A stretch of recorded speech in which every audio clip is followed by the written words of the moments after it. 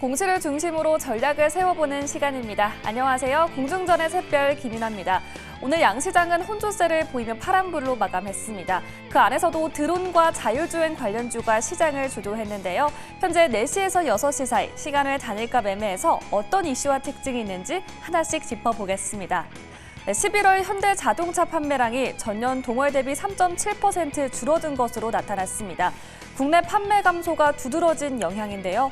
현대차 관계자는 주요 시장의 성장률 둔화 속에 지정학적 리스크 확대 등으로 인해서 비우호적인 경영 환경이 지속될 것으로 예측된다고 밝혔습니다. 또한 전 세계적으로 수요가 급증하고 있는 하이브리드 차량의 판매를 견조하게 유지하고 차세대 모델을 잇따라 투입해서 판매 확대의 모멘텀을 이어갈 계획이라고 전했습니다. 금양이 250억 원 규모의 자기 주식 처분을 결정했습니다. 2차 전지 공장 건설과 설비 자금 등 자금 조달을 위한 목적이라고 밝혔는데요. 처분 예상 기간은 내일부터 내년 1월 2일입니다. IS 동서가 SK 에코플랜트와 600억 원 규모의 공급 계약을 체결했습니다. 이는 최근 매출액 대비 3.26%에 해당하는 금액이고 계약 기간은 2024년 11월 29일부터 2027년 6월 30일까지입니다. 네, 이렇게 공시 3가지를 다뤄봤습니다. 시간의 특징주 탑5 열어보겠습니다. 네, 현재 이수페타시스가 상한가를 기록하고 있습니다. 대규모 유상증자 기술 발표로 인해서 논란에 휩싸였는데요. 금융감독원이 제동을 걸었습니다. 금감원이 유상증자 증권신고서에 대해 정정신고서 제출을 요구한 건데요. 현재 이러한 소식에 주목을 받고 있습니다. 정규장에서는 하락폭을 키워가며 5%대 하락 마감한 반면에 현재는 강한 매수가 몰리며 급등하고 있습니다.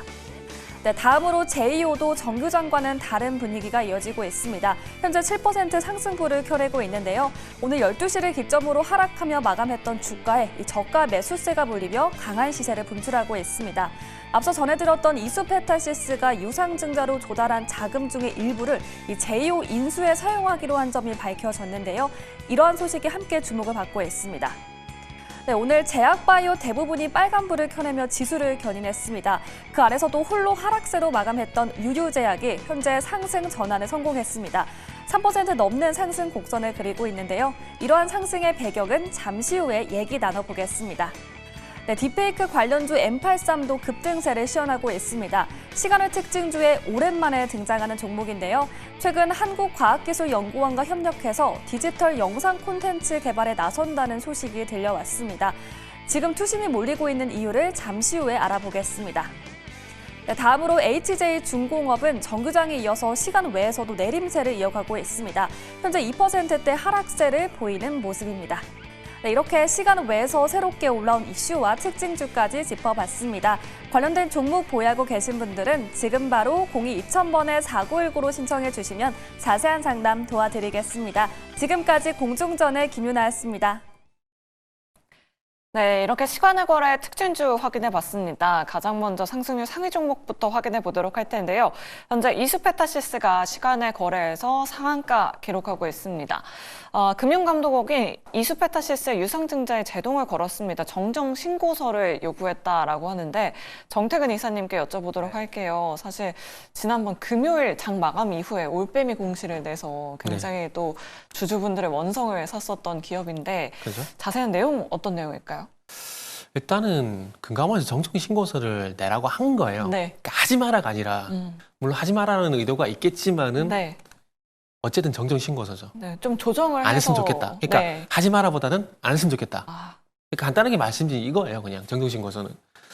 근데 이수페타시스 같은 경우는 고려아연 사례를 우리가 좀 볼 수밖에 없는데 자 보세요. 일단은 고려아연 같은 경우도 주가가 이제 154만 원까지 갔다가 유상증자 얘기 나오고 난 다음에 한가 갔거든요. 그리고 난 다음에 어쨌든 주가 회복 국면 들어가게 되면서 철회를 했어요.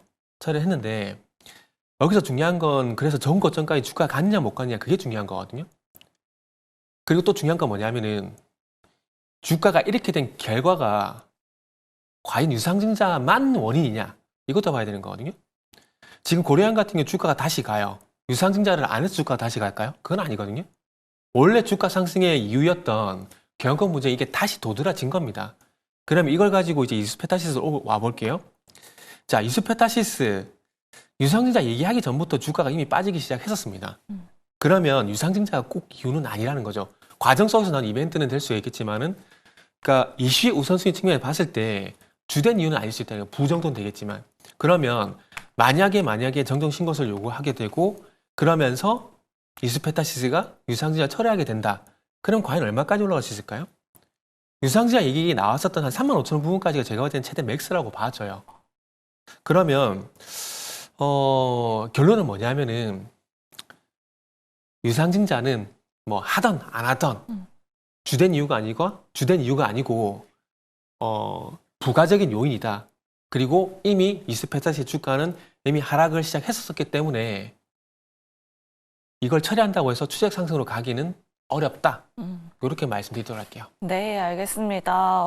유상증자 소식 나오고 나서 그 다음날에 22% 급락하기도 했었는데 적정 주가가 만약에 철회가 된다면 그 32,000원 부근일 것 같다라고 이렇게 말씀 주셨습니다. 35,000원 부근일 것 같다라고 이렇게 말씀 주셨습니다. 이수페타시스 하지만 지금 시간의 거래에서는 상한가 기록하고 있고요. 제이오도 현재 7% 넘게 상승폭 기록하고 있습니다.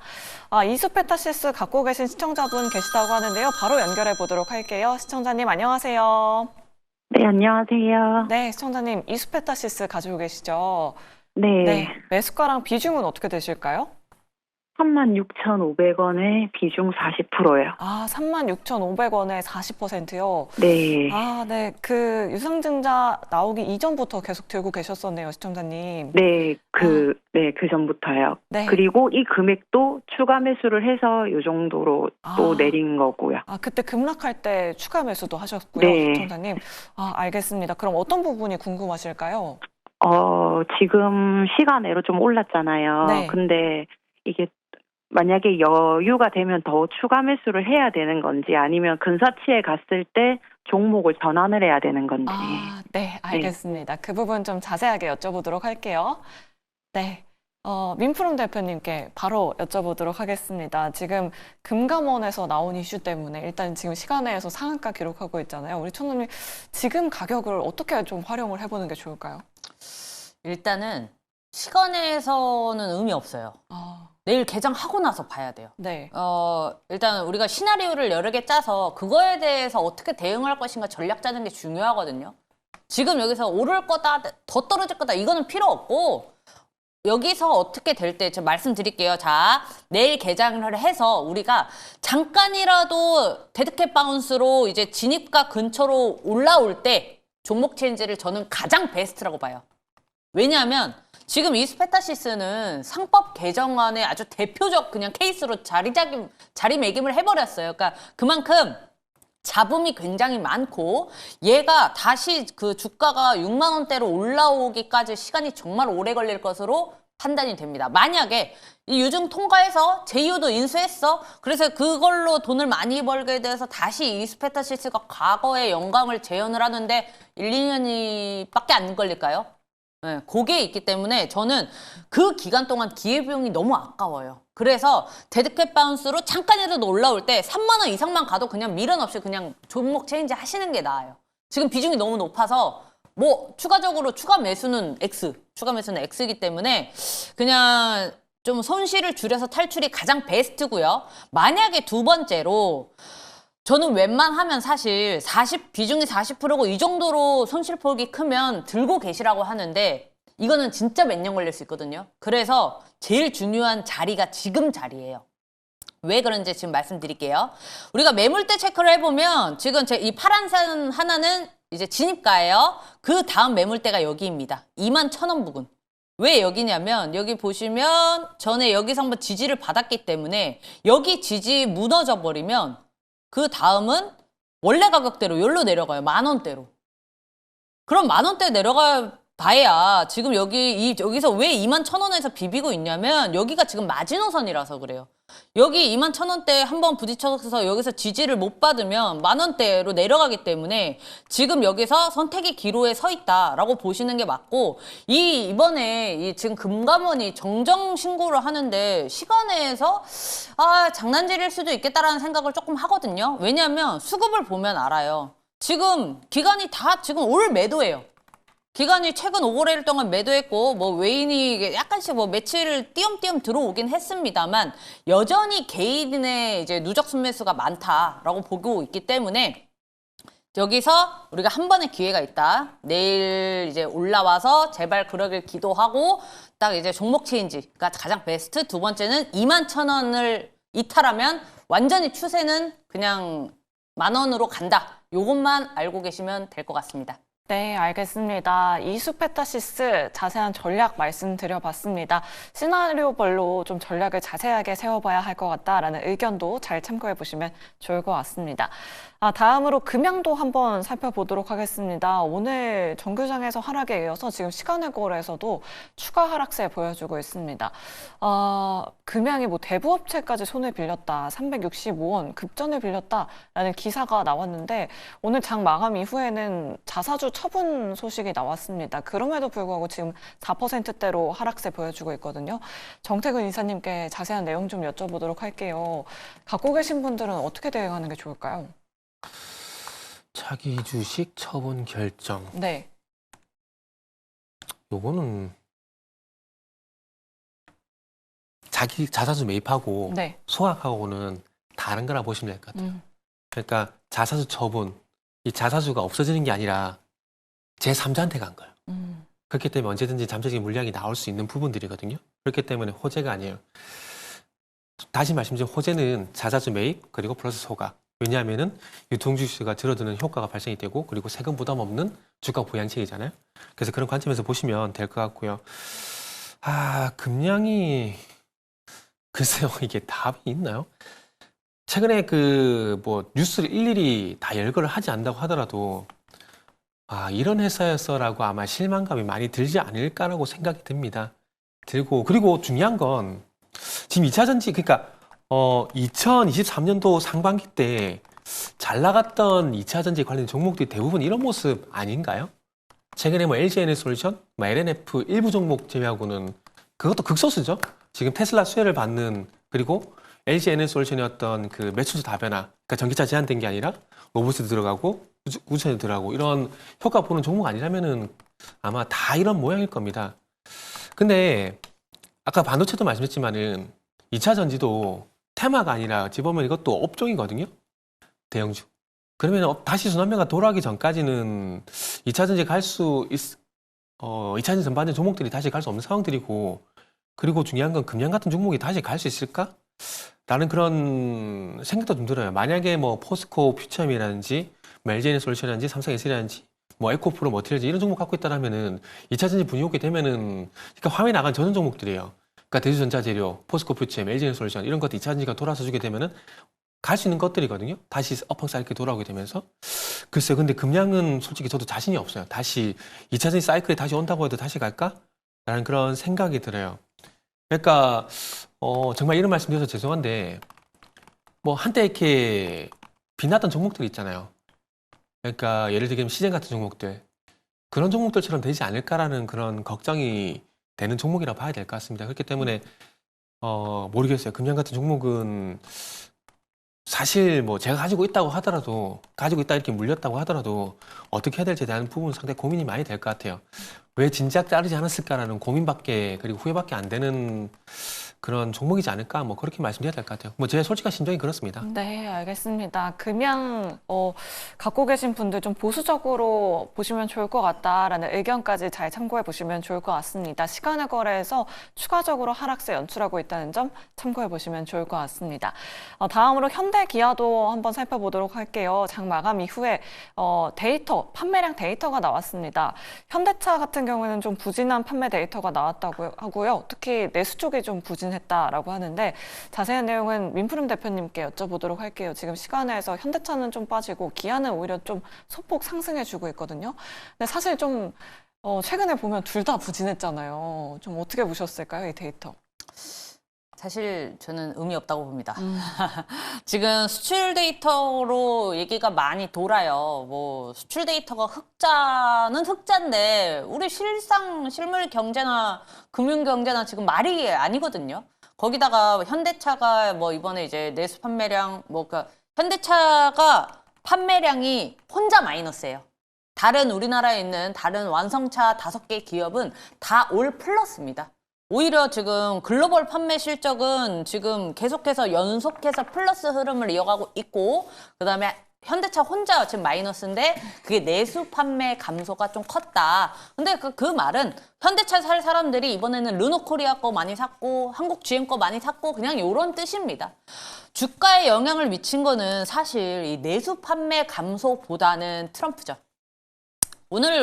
오늘이 아니죠. 완성차 사실 제일 중요한 게 관세예요. 근데 지금 트럼프는 관세와의 전쟁을 막 그냥 남발하죠, 요즘에. 뭐 이번 주말에서도 얘기를 했지만 지금 온 나라가 지금 완전히 경계태세에 돌입을 했습니다. 지금 취임도 안 했는데 캐나다 총리 뭐 누구 총리 쫓아가서 집에서 아직 정상이 안 되는데 정상회담을 하잖아요. 비공식 정상회담이요.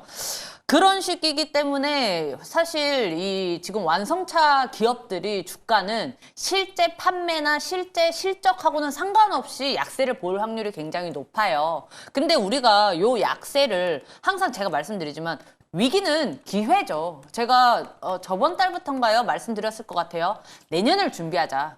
네. 올해는 진짜 아까 정태근 이사님이 말씀하셨던 것처럼 저도 끝났다고 보고 있습니다. 올해 만약에 무언가를 재미를 좀 보려면 아주 작게 그 연말, 제가 방금 계속 얘기하는 연말과 1월 달에 잘 가는 영상 콘텐츠나 지금 있는 개별 이슈가 있는 기대감이 형성되는 요런 뭐 트럼프 관련주나 뭐 요런 식으로 잠깐만 단기적으로 들어가는 게 맞는 거고, 지금은 현금 보유량을 늘려서 지금 이제 내년에 할인될 종목들이 정말 많다고 보고 있어요. 지금 저뿐만이 아니죠. 대부분의 경제 방송국에서 입을 모아 얘기하는 게 내년을 정말 힘들 것이다. 사실 내년 전망이 좋지 않기 때문에 우리가 그걸 좀 준비해야 된다고 생각을 하고요. 내수 판매 감소가 현대차만의 일이 아니에요. 지금 우리나라 국내 기업, 전국에 있는 국내 기업에 이제 설문조사를 했는데 지금 61%인가가 이제 내년에 긴축 경영을 한다고 하더라고요. 이제 투자도 줄이고 그다음에 사람도 뽑지 않겠다. 내년에 이제 허리띠를 바짝 조이겠다라는 얘기인데 이게 생각보다 사실 좀 심각한 얘기입니다. 우리나라 증시가 지금 우리 실물 경제를 선반영한다고 저는 좀 일부 생각을 해요.